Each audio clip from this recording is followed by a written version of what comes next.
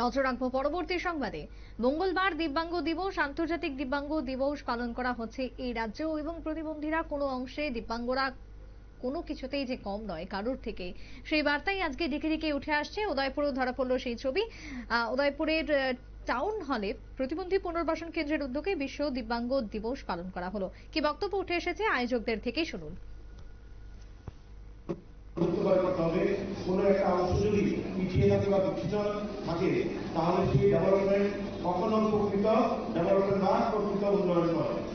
তো সেক্ষেত্রে এই পদক্ষেপ এবং পরবর্তী সময়ে জনগণের কল্যাণ রাষ্ট্র হিসাবে ভারতবর্ষের বিভিন্ন স্কিম এই বিশ্ব আমাদের যে চিন্তাভাবনা আছে, বিভিন্ন স্কিম এখানে নিয়ে এসেছেন, যাতে করে ওদের পুনর্বাসন বা রিহ্যাবিলিটেশন বা সহায়ক বস্তু বিতরণ সহ জীবন জীবিকা নির্ধারণের ক্ষেত্রে যাতে আরো জোর করা যায়, সেক্ষেত্রে অগ্রণী ভূমিকা পালন করছে আমাদের।